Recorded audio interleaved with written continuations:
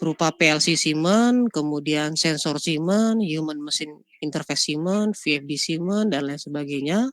Dan dia juga mengeluarkan software SCADA berupa namanya WinCC, gitu ya. Allen Bradley punya Amerika juga sama. Mereka punya PLC dan lain sebagainya. Kemudian dia juga mengeluarkan software SCADA namanya RSView 32 gitu. Kemudian Korea, LG Industry, LSCS sama juga mengeluarkan PLC dan lain sebagainya. Dan dia juga mengeluarkan software SCADA berupa namanya InfoU. Dan yang terakhir Schneider yang kita gunakan di lab gitu ya, mengeluarkan produk PLC, HMI dan lain sebagainya, dan juga memiliki software integrasi SCADA berupa Vigio Cytec. Jadi hampir seluruh platform automation yang terkenal gitu ya itu mengeluarkan produk SCADA, kira-kira begitu. Jadi SCADA ini adalah integrasi. Jadi dia menghubungkan misalkan masing-masing mesin, misalkan di pabriknya ini di pabrik itu misalkan ada 9 unit produksi. 9 unit produksi ini mau dimonitoring secara keseluruhan. Nah, itu menggunakan SCADA. Kira-kira seperti itu ya. Nah, kalau kita lihat untuk kasus yang lebih besar gitu ya. Misalkan kita bisa cek ini ya.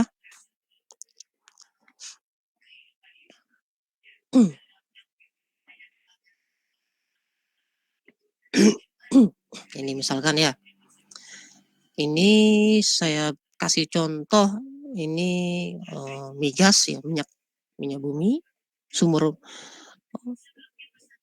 Ini lapangan migas, lapangan minyak dan gas, tapi mayoritasnya adalah minyak. Ini ada di Riau ya, di Riau. Dulunya area ini areanya Chevron, dulu Caltech, kemudian Chevron, kemudian sekarang beralih ke Pertamina. Jadi kalau kita lihat ya di area-area produksi itu mereka akan bikin satu plan gitu ya yang disebut sebagai stasiun pengumpul. Nah, ini salah satu contohnya ya. Ini adalah stasiun pengumpul, gathering station. Gitu ya. Ini adalah gathering station. Jadi minyak-minyak yang diambil dari sumur gitu ya, dari masing-masing sumur gitu. Sumur dan seterusnya. Nanti dialirkan menggunakan pipa gitu ya. Kemudian nanti ditampung. Nah, kira-kira seperti itu ya. Gitu ya, ditampung. Nah, kemudian ya kalau kita lihat di sini nanti di sini nanti ada ruang kontrolnya. Kita juga nggak tahu persisnya di mana. Ya, tapi dimisalkan aja ruang kontrolnya di area inilah ya, misalkan aja nih. Di area ini adalah ruang kontrolnya. Di mana ruang kontrol di sini berarti ada PLC-nya dan lain-lain sebagainya dan juga ada SCADA-nya. Gitu ya. Jadi di area oil and gas yang di sini gitu ya, ada stasiun pengumpulnya. Kemudian di area ini ada stasiun pengumpulnya atau gathering station. Di area yang ini nanti ada lagi gitu ya. Kira-kira begitulah seterusnya. Nah, kalau dilihat di sini gathering station ini ada banyak Pak. Ada banyak gathering stationnya. Stasiun pengumpulnya ada banyak, 1, 2 gitu ya. Kemudian 3, 4, 5. Kemudian tadi di sini juga ada 6 dan lain-lain lah. Anggapan ada 6 ya, anggapan ada 6.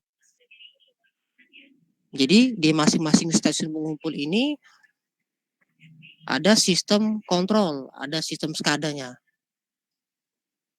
Nah, kemudian ya minyak-minyak ini gitu ya, itu akan dialirkan ke refinery. refinery, misalkan refinery-nya di sini ada di Dumai. Dialirkan di refinery yang di sini nih. Dialirkan di sini nih, gitu ya. Dialirkan di tangki di sini. Di tangki minyak di sini. Kemudian nanti dari sini akan dialirkan ke ke pusat pengolahan. Nah, ini di pusat pengolahan di sini nih. Berarti secara tidak langsung stasiun akhirnya nih, stasiun akhirnya yang ada di sini itu berarti mereka bisa di sini ya. Ini sistemnya mereka bisa membaca dari stasiun pengumpul yang di bawah tadi. Jadi stasiun pengumpul yang ada di bawah tadi gitu ya, ini bisa di monitoring oleh pusatnya yang ada di sini. Nah, jadi SCADA itu seperti itu, bahwa SCADA itu dia bisa mengontrol area-area tadi ya, area produksinya. Kemudian dari stasiun pengumpul ini akan mengirimkan ke pusat. Anggapan pusatnya di sini, sehingga pusatnya di sini juga bisa monitoring, mengontrol stasiun pengumpul yang ada 6 tadi. Nah, jadi teknologi SCADA itu seperti itulah kira-kira. Kalau dijelaskan secara gampangnya. Nah, sehingga ya kalau kita masuk ke definisi SCADA, SCADA kepanjangan dari Supervisory Control and Data Acquisition. Kalau harfiahnya di sini pengawasan, kontrol dan data akuisisi, yaitu pengumpulan data, pengolahan data. Namun kalau saya mengutip dari National Institute Standard Technology, bahwa SCADA itu adalah sistem terdistribusi yang digunakan untuk mengendalikan aset-aset yang tersebar secara geografis. Gitu ya. Sering terpisah ribuan kilometer persegi, di mana kontrol dan akuisisi data terpusat sangat penting bagi operasi sistem. Nah, dalam hal ini, kalau kita merujuk ya pada sistem yang tadi kita jelaskan, ini ya, di sini stasiun pengumpulnya banyak, Pak. Berarti aset, bisa dibilang bahwa stasiun pengumpul ini adalah sebuah aset. Asetnya tersebar, jaraknya berjauh-jauh-jauhan. Nah, kemudian dikatakan di sini adalah kontrol dan akuisisi data terpusat, gitu ya. Sehingga dari stasiun pengumpul di sini data-datanya dikirimkan ke pusatnya. Nah, misalkan ya bahwa pusatnya tadi yang di area ini tadi nih. Ini ada ada CCR kontrol utamanya gitu ya. Datanya tuh terkumpul di sini. Dia akan tahu produksi dari station gathering. Stasiun pengumpul A berapa minyak, berapa barrel. Stasiun pengumpul B berapa barrel, dan seterusnya dan seterusnya. Nah, jadi itu yang dimaksud dengan SCADA. Ya, jadi sistem terdistribusi yang digunakan untuk mengendalikan aset-aset yang tersebar. Gitu. Di mana kontrol dan akuisisi data terpusat sangat penting bagi operasi sistem. Jadi harfiahnya tuh seperti itulah kalau digambarkan secara studi kasus. Dan kalau dilihat di peta di sini ya, di map, wah ini jaraknya jauh ya. Kalau kita lihat kan ya, jaraknya jauh. Nah, jaraknya jauh sekali ke bawah sini nih. Mungkin berapa puluh kilometer. Belum lagi di area-area yang lain. Belum lagi di area-area yang di bawahnya lagi di sini. Misalkan di sini nih. Ini sama nih. Ini lapangan tertuanya mereka. Lapangan Minas namanya. Lapangan Minas. Nah, kira-kira seperti itulah konsep dari SCADA. Oke, sebelum saya jelaskan lebih detail mengenai SCADA, ya. Sebelum saya jelaskan lebih rinci, sampai di sini ada pertanyaan? Silakan kalau ada pertanyaan. Belum ada, Pak. Oke, kita lanjutkan ya.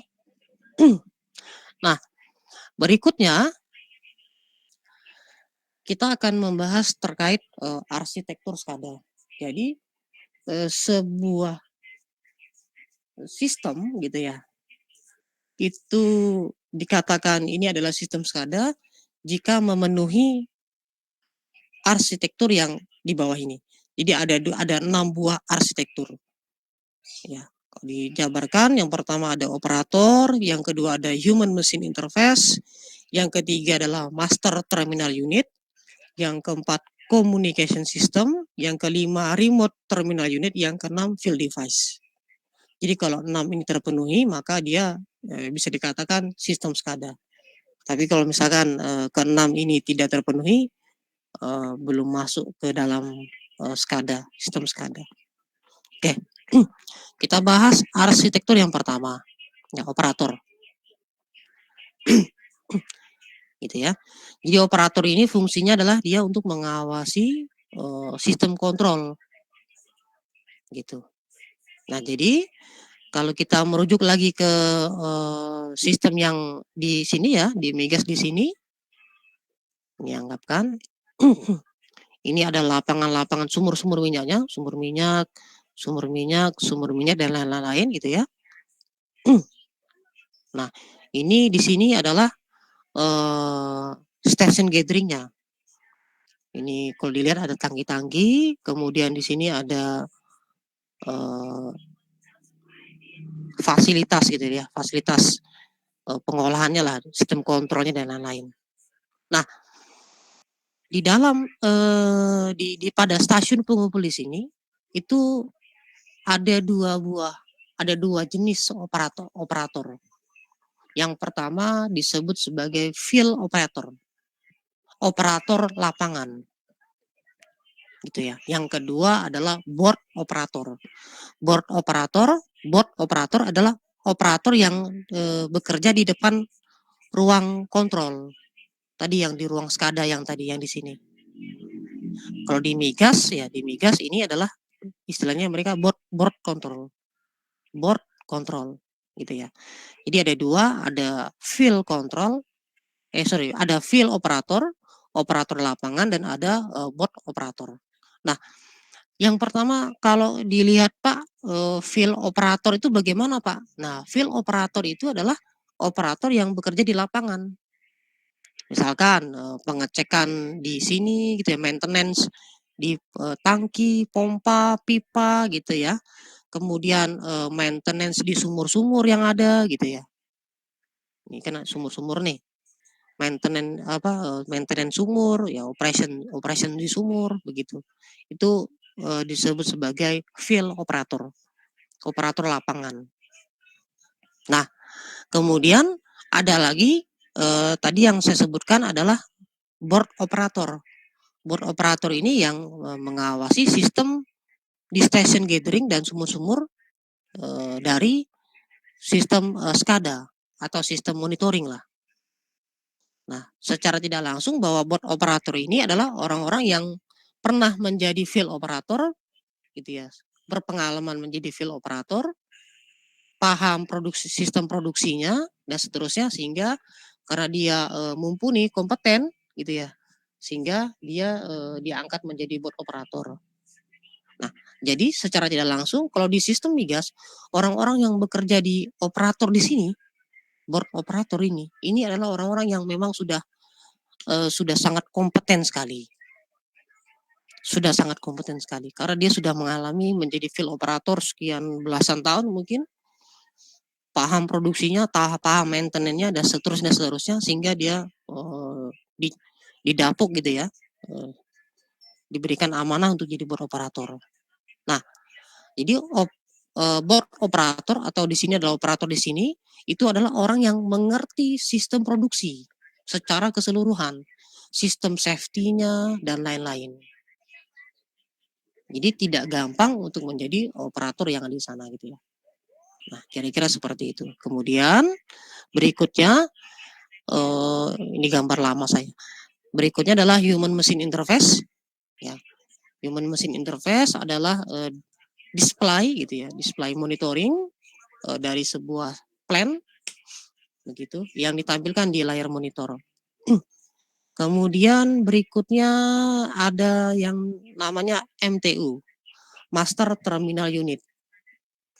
Jadi harfiahnya begini, secara harfiah begini, bahwa MTU ini adalah komputer. Nah, gitu ya. Mohon maaf sebentar. Sebentar ya.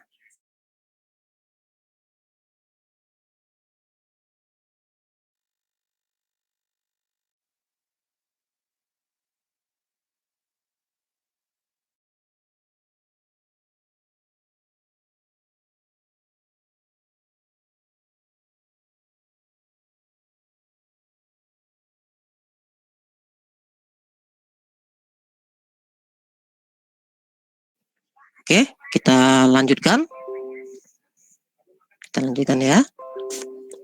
Nah, MTU ini secara harfiahnya ini adalah komputer, di mana komputer ini dikatakan sebagai MTU kalau dia memenuhi kelima buah fungsi MTU. Yang pertama, komputer ini dikatakan MTU kalau dia mampu melaksanakan tugas sebagai input output task. Tugasnya sebagai input dan output, pengumpul data input dan output. Jadi membaca input gitu ya, dan membaca output dan mengontrol output. Kemudian berikutnya dia mampu melaksanakan alarm task, tugas sebagai alarm reporting, alarm collecting. Jadi alarm-alarm yang ada bisa diaktifkan, kemudian dia bisa di-record. Nah, kemudian dia juga bisa menampilkan grafik atau di sini disebut sebagai trend. Kemudian dia juga bisa menampilkan report, dan yang terakhir dia bisa menampilkan human machine interface secara keseluruhan. Nah, jadi MTU ini adalah komputer. Nanti saat kita praktek nanti, MTU-nya adalah laptop kalian. Tapi kalau di lapangan bagaimana Pak? Nah, kalau di lapangan komputer-komputernya ini ya komputer-komputer yang tangguh gitu ya, yang bisa di running 24 jam nonstop, minim maintenance gitu dan seterusnya lah. Sehingga kalau yang perusahaan-perusahaan besar itu ada yang menggunakan server, komputer server. Kenapa seperti itu Pak? Karena mereka mau menyimpan data-data sensor, alarm, produksi, data-data produksi dan lain-lain sebagainya itu yang sifatnya sampai tahunan. Data-datanya itu mungkin 5 tahun yang lalu masih tersimpan. Kenapa seperti itu Pak? Karena data-data tersebut mereka gunakan untuk optimasi sistem. Nah, kira-kira seperti itu. Ya, jadi itu alasan kenapa kalau sistem yang sangat besar banget itu rata-rata pasti dia menggunakan komputer server ya. Di mana storage-nya, penyimpanannya itu sangat besar lah. Nah, kira-kira seperti itu ya. Tapi kalau kita kan laptop kita kan nggak mungkin ya. Toh kita juga untuk praktek kan juga nggak mungkin kita running 24 jam selama 1 bulan kan nggak mungkin. Nah, kira-kira seperti itu. Kemudian lanjut, berikutnya yang keempat adalah sistem komunikasi. Nah, sistem komunikasi ini berkaitan sistem komunikasi dari SCADA, dari MTU ke PLC, dari PLC ke device-device yang lain. Sebagaimana kita ketahui bahwa komunikasinya di automation itu menggunakan antarmuka atau interface serial, yaitu RS232 dan RS485, Ethernet, ya. Dan ada yang menggunakan network telepon, internet, dan ada wireless LAN, wireless komunikasi, gitu ya. Tapi overall rata-rata kalau di kita yang sifatnya safety gitu ya, mencari safety tertinggi ya pasti menggunakan kabel. Kalau wireless nanti khawatir petir, gangguan-gangguan yang lain dan lain sebagainya lah. Kalau di kita rata-rata seperti itu. Nah, kemudian berikutnya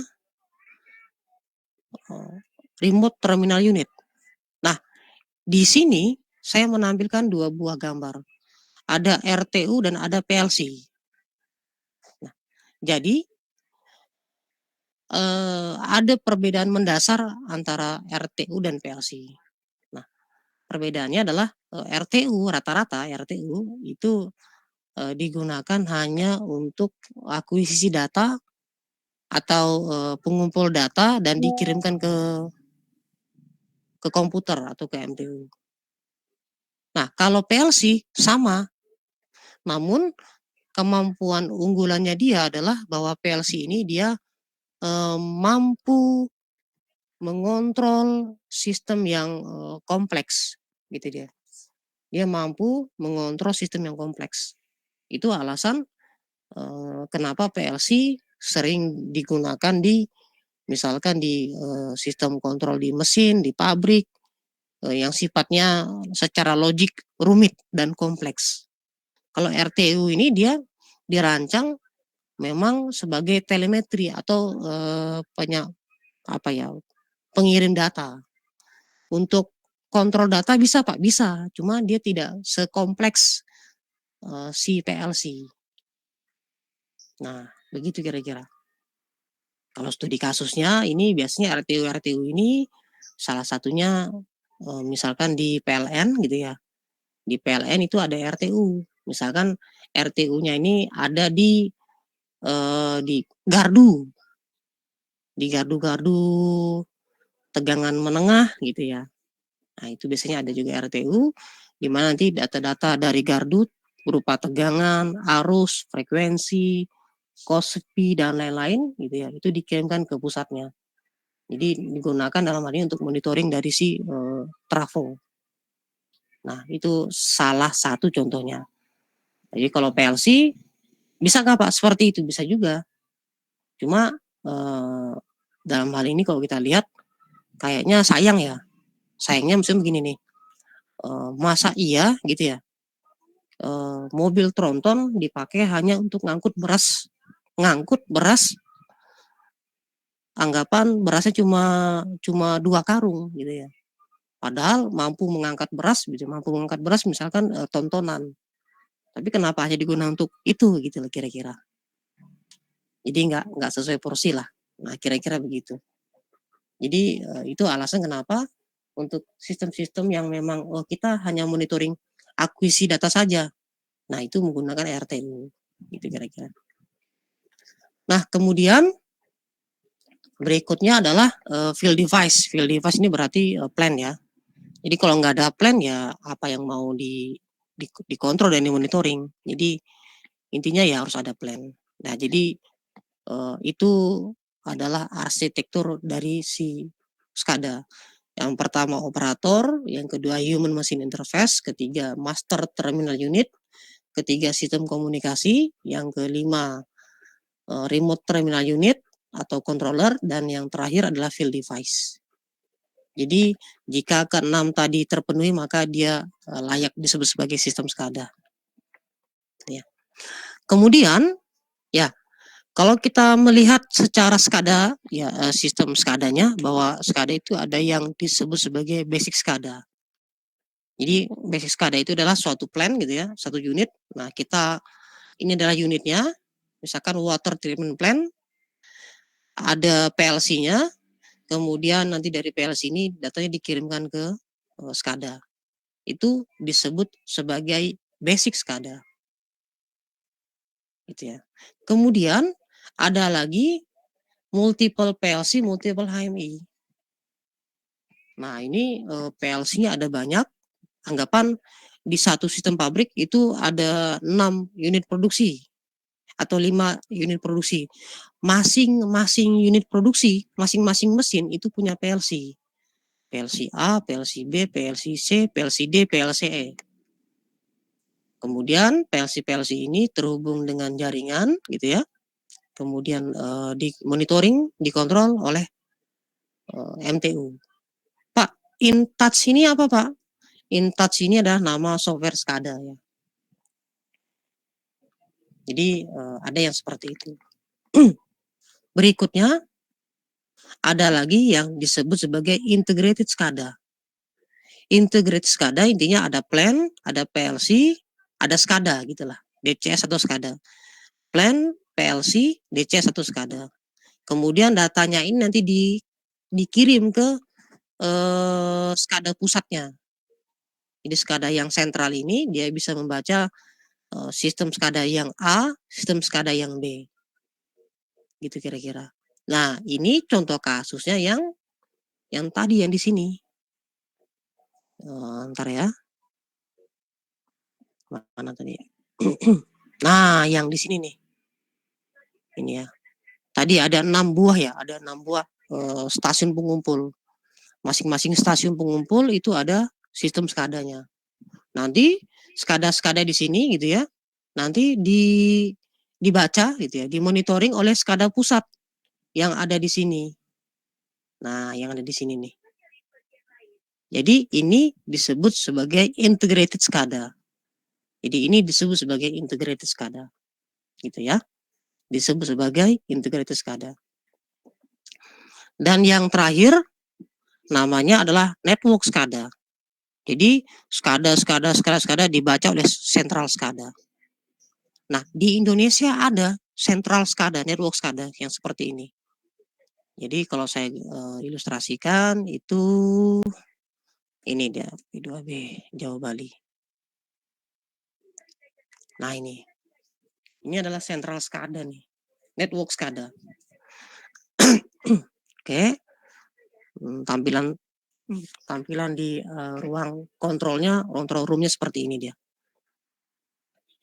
Ya, ini punyanya PLN. Oke. Saya jelaskan sedikit. Nah, kira-kira seperti ini ya. Ini adalah peta sistem elektrifikasi di Indonesia. Nah, maksudnya peta ini bagaimana Pak? Cara bacanya gimana Pak? Nah, cara bacanya begini. Jadi pada titik-titik di sini nih ya. Di sini ini adalah yang titik ini ya. Itu ada pembangkit listrik, ada PLTU, ada pembangkit listrik. Pembangkit listriknya beragam. Ada pembangkit listrik di area Banten, Suralaya, ada di Pelabuhan Ratu gitu ya, ada di di Balaraja kalau nggak salah Balaraja, di Muara Tawar juga ada, di Cirebon juga ada gitu. Kemudian di Cilacap juga ada, di Semarang juga ada, di Batang juga ada, di Probolinggo, Surabaya juga ada, di Gresik juga ada, dan lain-lain. Jadi ada PLTU-nya tersebar. PLTU-nya tersebar, baik dari di sisi pantai utara Jawa atau di sisi pantai selatan Jawa. Jadi banyak pembangkit listrik, PLTU, PLTGU, PLTG dan lain-lain. Nah, pembangkit listrik ini itu untuk menyuplai listrik di Jawa dan Bali. Jadi ada garis-garis biru. Nah, ini adalah jaringan listrik. Ada SUTET, ada SUTT dan seterusnya. Gitu ya. Jadi pembangkit listrik yang tadi itu mensuplai listrik ke jaringan transmisi. Ya, transmisi SUTET atau transmisi SUTT. Nah, karena di sini ada banyak PLTU, maka harus ada pusat pengendali beban. Jadi P2B kepanjangan dari pusat pengendali beban. Nah, pusat pengendali beban ini mana ya? Ini ya. Pusat pengendali beban ini ya, dia bisa memonitoring listrik yang dihasilkan di semua PLTU yang di Jawa Bali tadi. Dayanya berapa, frekuensi berapa, KOSPI berapa, frekuensi berapa, dan seterusnya. Mereka bisa monitoring yang tadi saya sebutkan. Gitu ya. Jadi pusat pengendali beban ini bisa memonitoring listrik yang dihasilkan oleh PLTU tadi. Kalau misalkan di PLTU Semarang, Tambak Lorok apa? Frekuensinya kurang tinggi. Dia akan nyampaikan, tolong frekuensi tinggikan. Nanti operator yang ada di PLTU Tambak Lorok naikin frekuensi supaya frekuensinya sama dan lain-lain sebagainya. Oh, tegangannya terlalu naik, turunin, kira-kira begitulah. Nah, jadi pusat pengendali beban ini dia bisa memonitoring listrik-listrik yang dihasilkan oleh masing-masing pembangkit listrik. Kemudian tadi kan namanya P2B Pak, pusat pengendali pengatur beban, pengendali beban. Berarti dia bisa mengendalikan beban Pak, betul. Contoh misalkan, ternyata kalau pagi hari ya sampai dengan siang hari misalkan, listrik yang ada di Depok itu pemakaiannya sedikit. Tapi di wilayah Jakarta Pusat dan di kawasan industri pemakaiannya sedang besar. Jadi pusat pengendali beban ini akan mengecilkan suplai listrik yang ada di Depok, gitu ya.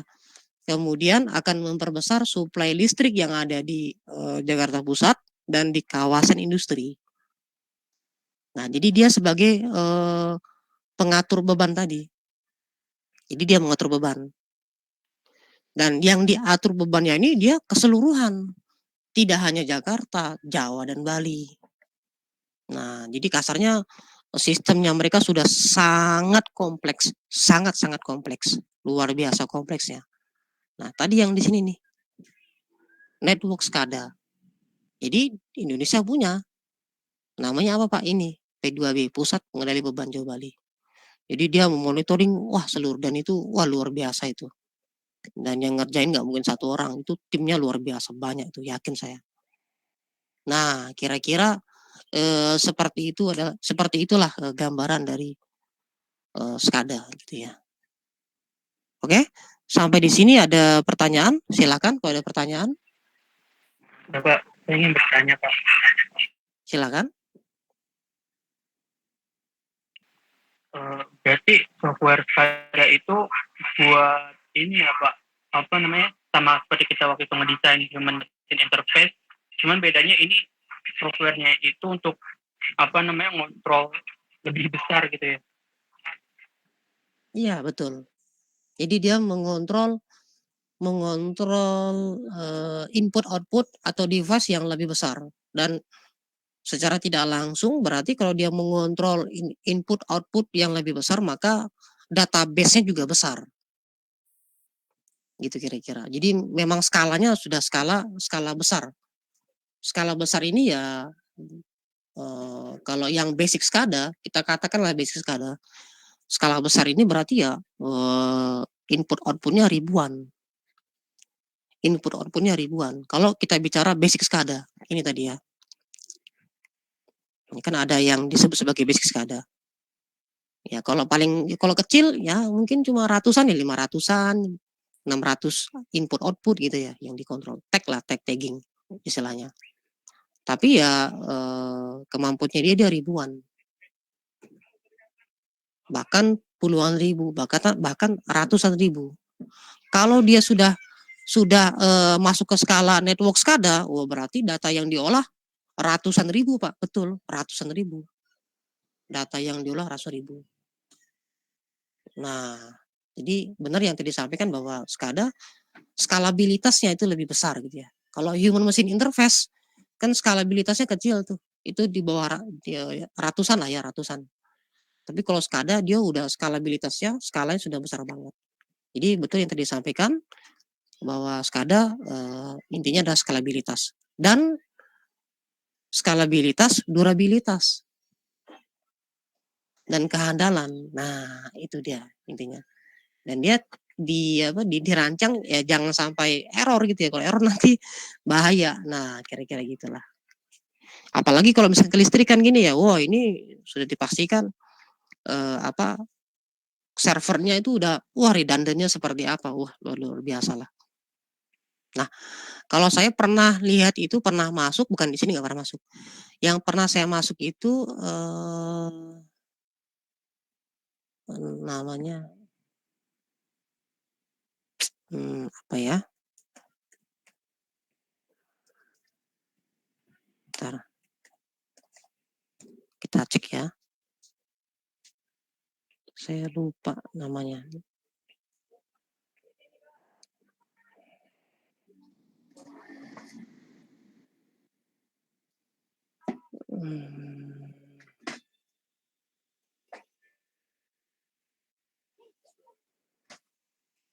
Aduh, bingung di sini nih.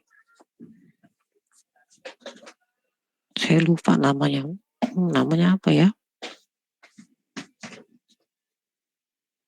Jadi aduh saya lupa. Jadi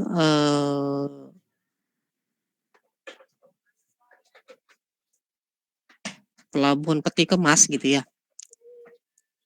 Aduh namanya apa ya? Jadi pelabuhan peti kemas itu listriknya nggak boleh padam gitu ya. Intinya listriknya tuh nggak boleh padam. Saya lupa. Dulu tuh saya ke kantor yang mana ya? Jadi pelabuhan peti kemas itu adalah objek vital nasional. Dia tidak boleh padam listriknya karena aktivitas bongkar muat dan seterusnya itu tidak boleh berhenti gitu ya. Nah di sini saya lupa daerah mana ya. Jadi di areanya sini gitu ya. Itu ada pusat kontrol di mana pusat kontrolnya itu untuk mengatur beban di Tanjung Priuk. Jadi sama sistemnya karena tidak boleh mati, jadi ada ada pusat kontrol gitu ya untuk mengendalikan beban yang ada di Tanjung Priuk. Ibaratnya pusat pengendali beban Tanjung Priuk lah. Nah saya pernah masuk ke ruangan itu, pernah diskusi sama teman-teman engineer di sana juga dan operator, ya. Dan untuk itu saja, wah itu sistemnya, waduh rumit banget itu. Kalau dia cerita segala macam ya kita sharing lah, sharing. Wah itu sistemnya rumit tuh, kompleks. Apalagi kalau misalkan yang ini. Untuk yang ini saja nih, wah itu mungkin puluhan ribu ya. Input outputnya tuh, wah puluhan ribu tuh kalau mungkin di total. Apalagi yang ini ya, wah ini udah luar biasa banget. Nah kira-kira gitulah. Jadi di kita di Indonesia itu masih banyak pabrik-pabrik gitu ya yang memang sistemnya dia masih PLC dan human machine interface saja, high mid screen. Masih banyak peluang kita untuk develop SCADA. Jadi masih sangat banyak lah. Jadi alumni kalian itu banyak yang menjadi sistem engineer yang seperti itu, engineering SCADA, ya engineering automation, dan mereka beberapa yang saya cek mereka freelance, tidak terikat dengan perusahaan. Jadi kalau misalkan mereka diperlukan ya mereka berangkat gitu ya kerjakan. Dan memang ini kenyataan yang benar gitu. Jadi kalau diseriusi ya sangat sangat bisa dikatakan ya sangat menjanjikan lah. Tapi ini perlu perlu waktu yang sangat lama untuk membentuk kompetensi di sini ya. Untuk jadi ahli itu sangat sangat lama lah, kira-kira begitu. Oke, yang lain silakan kalau ada pertanyaan. Bapak, saya izin bertanya Pak. Silakan. Untuk kelebihan dan kekurangan SCADA itu apa ya Pak? Apa gimana Pak? Oke lanjut ya. Nah, untuk kelebihan SCADA ini ya. Kelebihan SCADA yang pertama dia bisa mengakses pengukuran sensor, proses gitu ya. Itu secara real time. Kemudian bisa mendeteksi secara cepat. Sehingga karena deteksinya cepat, maka perbaikan juga bisa lebih cepat. Tapi kalau deteksinya lambat, ya maka perbaikan akan lambat. Jadi kelebihan SCADA pertama pengukurannya real time, kemudian deteksi kesalahannya secara cepat gitu ya. Kemudian kita bisa memantau tren grafik sepanjang waktu atau real time. Kemudian kita bisa menemukan bottleneck dan inefisiensi. Sebagai contoh bagaimana Pak? Misal, sebagai contohnya, misal ya, di sini, misal ya, tadi di mana ya?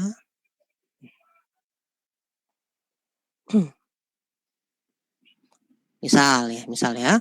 Nah, misalkan di area ini misalkan. Ya. Kalau ini kan kalau kita mungkin kalau ada yang PKL ke sini nanti next atau magang di sini pasti akan melihat wah kompleksitas dari plan-nya. Kalau dilihat di sini sih kayak oh begitu Pak ya. Tapi kalau kita datang langsung wah ini kompleksitasnya luar biasa nih. Nah, contoh misalkan ada 2 buah pompa, pompa A dan pompa B. Saat running bergantian gitu ya. Tapi pompa A ini lebih sering alarm ditimbang pompa B. Alarm ini misalkan alarmnya adalah alarm pressure. Pressernya sering high. Dikit-dikit high alarm mati. Dikit-dikit high alarm mati dan seterusnya. Tapi pompa B tidak. Nah, karena data-data itu, data-data sensor tren itu di-record di sistem SCADA, maka sistem engineer, orang-orang proses itu bisa menganalisa kenapa terjadi seperti itu. Contoh ya, misalkan ternyata di sana di aliran pipa tersebut ada valve, misalnya ada valve. Dan valve-nya ini ternyata valve-nya ini dia sudah tidak bisa terbuka 100%. Sudah tidak bisa terbuka 100%. Dia hanya bisa terbuka maksimal 80% atau 70%. Sementara aliran minyaknya, aliran intake dari minyak itu luar biasa kencang sehingga akan terjadi drop pressure, kemudian pressernya akan meningkat. Itu alasan misalkan alasan kenapa sering terjadi alarm pressure alarm high. Itu yang di A. Tapi yang di B enggak. Kenapa? Yang di B ada valve-nya itu masih bisa dioperasikan terbuka 100%. Sehingga teman-teman proses itu akan melihat grafik. Kenapa seperti itu ya? Nah, karena grafiknya akan kelihatan bahwa akan terjadi drop dan naik lagi, oh berarti memang dipastikan bahwa di aliran pipa tersebut terjadi bottleneck, kemacetan. Jadi terjadi hambatan. Salah satunya tadi itu. Nah, jadi begitu cara mereka menganalisa sistem. Kalau ngelihat langsung nggak akan kelihatan, kan minyaknya di dalam pipa, nggak akan tahu kita. Jadi kalau mau menganalisa ya tadi, menganalisa grafik yang ada di SCADA. Nah, kira-kira seperti itulah kalau gambarannya. Nah, kemudian ya, berikutnya adalah ini, mengontrol proses besar dan kompleks dengan staf terlatih yang lebih sedikit. Nah, ini yang menjadi masalah kan ya. Salah satu menjadi kelebihan, salah satu juga menjadi kekurangan.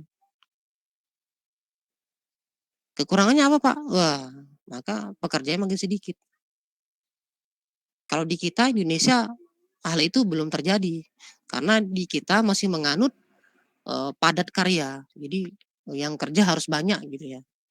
Tapi di luar negeri, ya di Eropa beberapa teman-teman cerita gitu ya, beberapa sesepuh-sesepuh lah, sesepuh-sesepuh instrumen cerita di beberapa area di luar negeri itu, pada stasiun-stasiun pengumpul seperti ini, itu sudah tidak ada teknisi, sudah tidak ada operator, sudah nggak ada. Sistemnya sudah benar-benar terotomatisasi. Jadi teknisinya itu di mana Pak? Di pusat. Teknisnya itu ada di pusat di sini nih, yang ada di sini nih, gitu ya. Kalau ada trouble di sana, maka dia ngirim orang maintenance ke sana. Jadi memang diminimalkan. Kalau di kita itu belum terjadi karena kita menganut padat karya. Tapi kalau di luar negeri enggak, padat modal kasarnya ya. Jadi hal itu sudah mulai dikikis. Nah, itulah kira-kira gitu ya. Kekurangannya apa, Pak?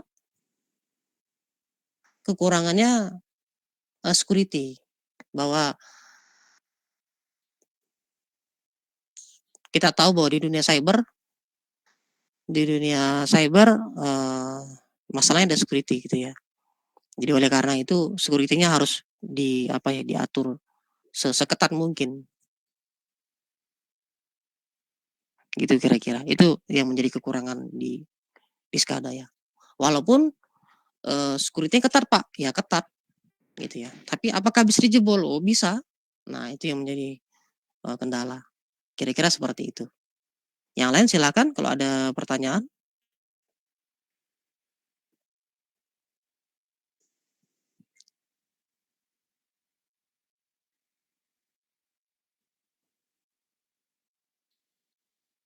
Oke. Kalau enggak ada, nanti saya share materi ya, materi ini. Kemudian nanti juga saya share software SCADA di Google Drive. Softwarenya agak besar, ya sekitar 1,2 giga kalau nggak salah. Kemudian nanti juga saya share tutorial penggunaannya, gitu ya. Nanti saya share ke kalian. Nah kemudian minggu depan kita akan offline, kita akan praktek satu sistem di mana nanti sistem ini akan kita gunakan, akan kita sambungkan nanti dengan SCADA kita. Nah, kira-kira seperti itu ya. Jadi untuk minggu ini cukup ini saja. Nanti saya share materi-materinya. Ya. Nanti minggu depan kita offline di lab ya. Kira-kira seperti itu.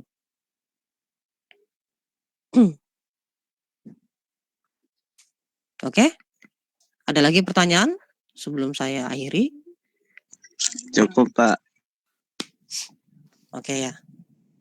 Oke, untuk hari ini cukup sampai di sini ya. Sebelum saya tutup, saya mengucapkan minal aidin wal faizin, mohon maaf lahir dan batin. Ya. Nanti kita ketemu lagi minggu depan offline di lab, gitu ya. Baik Pak, minal aidin wal faizin. Baik Pak. Ya, oke, saya tutup ya. Kita ketemu lagi minggu depan. Terima kasih. Selamat pagi menjelang siang. Ya. Assalamualaikum warahmatullahi wabarakatuh. Waalaikumsalam. Waalaikumsalam. Terima kasih. Ya, sama-sama. Terima kasih Pak. Ya, sama-sama.